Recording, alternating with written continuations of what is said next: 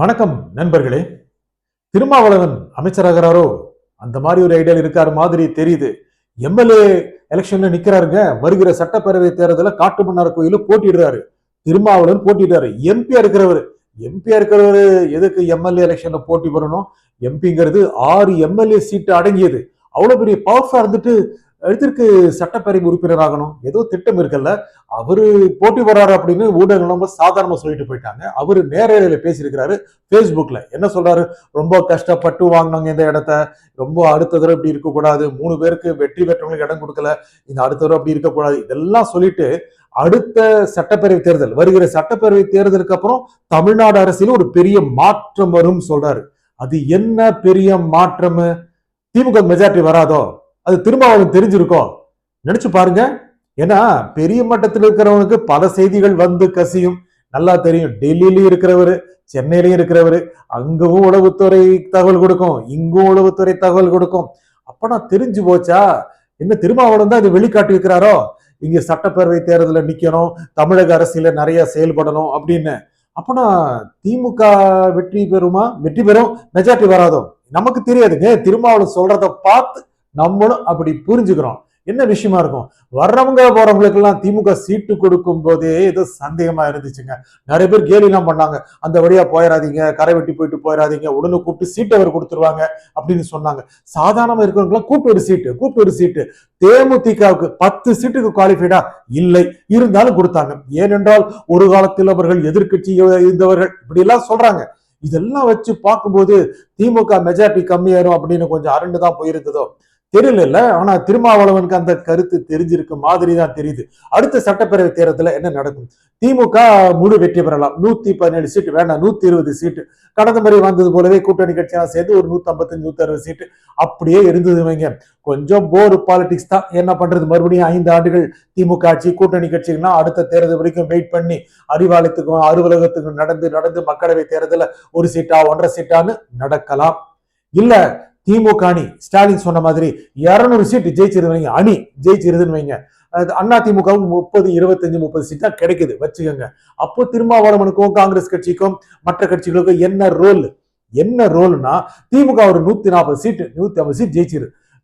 எதிர்கட்சிகள் எல்லாம் மற்ற கட்சிகள் எல்லாம் கணிசமான சீட்டு ஜெயிக்கும். திருமாவளவனுடைய விடுதலை சிறுத்தைகள் 8 சீட்டுல 6 7 சீட்டு ஜெயிக்கக்கூடிய வாய்ப்பு இருக்கு. 6 ஜெயிச்சிருச்சுன்னு வைங்களேன். அப்போ ஒரு மாற்று சக்தியாக இந்த கட்சிகள் எல்லாம் தமிழகத்தில் வேரோடு வளரும். அவங்களுக்கு ஒரு முக்கியமான ரோல் வந்துடும். அது திருமாவளவனுக்கு தெரிஞ்சிருக்கு. அந்த ஒரு வாய்ப்பை பயன்படுத்திக்கணும் அப்படின்னு நினைக்கிறார். இல்ல மெஜாரிட்டி வரல, திமுக மெஜாரிட்டி வரல அப்படின்னா ஆட்டோமேட்டிக்கா ஆட்சியில பங்கு திருமாவளவன் அமைச்சர். அது ஒரு முக்கியமான ரோல் இருக்குங்க. அதையும் கணக்கில் கொண்டுதான் அவர் செயல்படுகிறார். ஒருவேளை அண்ணா திமுகவும் திமுக க்ளோஸா வர்றாங்கன்னு வச்சுக்கோங்க, யார் ஆட்சி அமைப்பாங்கன்னு தெரியல அப்படின்னா, பாஜக ஒரு 4-5 சீட்டு வந்தாலும் அடடா நாங்க ஆட்சியில பங்கேற்கலைங்க அப்படின்னு தனியா ஓரமா ஒதுங்கி போய் இருந்தாங்கன்னா, இந்த நம்ம காங்கிரஸ் கட்சி திருமாவளவன் மற்றவங்க சேர்ந்து அண்ணா திமுக அணியில சேர்ந்து அமைச்சராக மாட்டாங்க அப்படிங்கிறது உத்தரவாதம் இருக்கா? இல்ல தானே. இது எல்லா சாத்தியங்களும் இருக்குங்க. சரிங்க. விஜய் இன்னைக்கு பெரம்பூர்ல பிரச்சாரம் பண்ணாரு, வேட்புமனு தாக்கல் பண்ணாரு, பெருங்கூட்டம் கூடிச்சு. அவருக்கு 6 சீட்டோ 5 சீட்டோ கிடைக்கலாம், இல்ல ஒரு 10% கிடைக்கலாம், 15% கிடைக்கலாம். மாநிலத்தில் அங்கீகரிக்கப்பட்ட கட்சியாக சீட்டே ஜெயிக்காம கூட அவர் 10-12% வாங்கிட்டாருன்னா முக்கியமான ரோல்ங்க. விஜய் அப்படின்னு திரும்பி போற மாதிரி தெரியல. சில அரசியல் விமர்சகர்கள் சொன்ன மாதிரி அடுத்த தேர்தலே முதலமைச்சர் ஆனும் அப்படிங்கிற எண்ணம் இருக்கிற மாதிரி தெரியல. ரொம்ப படிப்படியா வளர்ந்து வந்தவர். அப்படியே வந்தாரு, நேரா போய் செக்ரட்டரியேட்ல உட்காருவாரு. அதெல்லாம் மத்தவங்க சொல்றது. அவருக்கு நல்லா தெரியுங்க எவ்வளவு கஷ்டப்பட்டு மேல வரணும் அப்படின்னு. ஆனா முக்கியமான ரோல் பிளே பண்ணுவார். அடுத்த மக்களவை தேர்தலில் அவருக்கு செம்ம ரோல் இருக்கும். அப்ப இந்த கட்சிகள் எல்லாம் அதிக அளவுக்கு வளருவதற்கான சாத்தியம் உருவாக்கும். விடுதலை சிறுத்தைகள் தான் சொல்றேன். ஒருவேளை விஜய் ஒரு 6 சீட் 7 சீட் ஜெயிச்சிட்டாருன்னா முக்கிய திராவிட கட்சிகள் பெரும்பான்மை பெறுவதற்கு வாய்ப்பு கம்மிங்க. ஆகையால விஜய்க்கு ஒரு ரோல் இருக்கும். விஜய்க்கு இருக்கிற ரோல்ல திருமாவளவனுக்கு இருக்காதா? ஏன் காங்கிரஸ் கட்சிக்கு இருக்காதா? மதிமுக இருக்காதா? இடதுசாரிகளுக்கு இருக்காதா? இவங்க எல்லாம் சேர்ந்து ஒரு முக்கியமான ரோல் பிளே பண்ணும். ஆகையால் தான் தமிழகத்தில் அரசியலை செய்ய வேண்டும் அப்படின்னு திருமாவளவன் முடிவு பண்ணியிருக்கிறார். அவருடைய பேச்சை உன்னிப்பா கவனிக்குங்க. ரொம்ப முக்கியமான விஷயங்கள சொல்றாரு. ஏதோ சிரமத்தில் இருக்கோம், இந்த தடவை ரொம்ப கேட்டுதான் வாங்க வேண்டியதா இருந்துச்சு, ரொம்ப கொஞ்சம் இறங்கி போக வேண்டியதா இருந்துச்சு, பாஜக வர வேண்டாம் அப்படிங்கிறதுக்காக தான் இந்த திமுகவோட போய் கூட்டணி அமைக்க வேண்டியதா இருக்கு. இந்த மாதிரி அழுத்தமா அவர் சொல்லல, ஆனா அததான் மீன் பண்ணாரு. என்ன பண்றது, பாஜக கூட இந்த அதிமுகவை சேர்ந்துருச்சு, அவங்க வரக்கூடாதுங்கிறதுக்காக தானே திமுக அறிவாலயத்துக்கும் கே நகருக்கும் அசோக் நகருக்கும் நடந்துகிட்டு இருந்தோம், இப்படி எல்லாம் ஒரு மீன் பண்றாரு. அவங்களுடைய தொண்டர்களுக்கு அந்த அரசியல் விழிப்புணர்வு கொடுக்கிறாரு, அரசியல் மயப்படுத்துறாரு. அடுத்த தடவை இதை விட சிறந்த இடத்திற்கு நாம் போவோம் அப்படிங்கிற நம்பிக்கையை கொடுக்கிறார். அவரும் நம்பிக்கையோடு இருக்கிறாருங்க. இந்த தேர்தலுக்கு பிறகு எந்த விதமான முடிவு வந்தாலும், திமுக ஒரு பெரிய அளவுக்கு ஸ்வீப் அடிச்சாலும், அப்பவும் திருமாவளவன் காங்கிரஸ் இடதுசாரிகளுக்கு ரோல் இருக்கு. திமுக பெரும்பான்மை பெறாமல் போனாலும் அப்போ ரோல் இருக்கு. விஜய் 1 சீட்டு 2 சீட்டு 10 சீட்டு வந்தாலும் முக்கியமான ரோல் இருக்குங்க. ஆகையால இது சின்ன கட்சி சொல்லிட்டு நிராகரித்து விட முடியாது. தமிழகம் முழுக்க 8 சீட்ல நிக்கிறாங்க. ஏற்கனவே வென்றவர்களுக்கு கொடுக்கல, அதுக்கு பின்னால சில அரசியல் நிச்சயமாக இருக்கு. திருமாவளவன் ரொம்ப கணக்கு போட்டுதான் சீட்டுல கொடுக்கிறாரு. அப்படி இன்னும் ரொம்ப சாதாரணமா சிந்திக்காம தன்னை புகழ் பாடுகிறவர்களுக்கு கொடுக்கல, அந்த மாதிரி கொடுக்கல. அவர் மாற்றங்களை கொடுக்கணும்னு நினைக்கிறாரு. பல்வேறு இடங்கள்ல தன்னுடைய கட்சி போய் நிக்கிறோம் அப்படின்னு நினைக்கிறார். ஆகையால கடந்த முறை போட்டியிடாத தொகுதியிலும் போட்டியிடுறாரு. காட்டுமன்னார் கோயில தான் போட்டிட்டு ஜெயிக்கணும்னு நினைக்கிறார். நிறைய பேர் சொல்றாங்க, ஐயா பண்ருட்டில் நில்லுங்க, நீங்கள் இந்த சாதி மத எல்லைகளை கடந்தவர் அப்படின்னு. ஏங்க, பெரிய கட்சிகளே ஆப்பு வைக்காது என்ன இருக்கு, திமுகவே வைக்காது என்ன இருக்குன்னு சொல்லுங்க. ஆகையில ரொம்ப ஸ்ட்ராங்கா இருக்கிற காட்டுமன்னார் கோயில நிக்கிறாரு. பெரும்பான்மையோட நல்ல ஒரு வாக்கு சதவீதத்துல வெற்றி பெறக்கூடிய வாய்ப்பு இருக்கு. இனி வருகின்ற அரசியலை திருமாவளவன் விடுதலை சிறுத்தைகள் கட்சி இல்லாமல் எந்த ஒரு கட்சியும் இனி ஆட்சிக்கு வர முடியாது, எந்த ஒரு கட்சியும் அரசியலை செய்ய முடியாதுங்கிற விதமான ஒரு நிலையை உருவாக்கணும் அப்படிங்கிறது தான் திருமாவளவனுடைய எண்ணம்.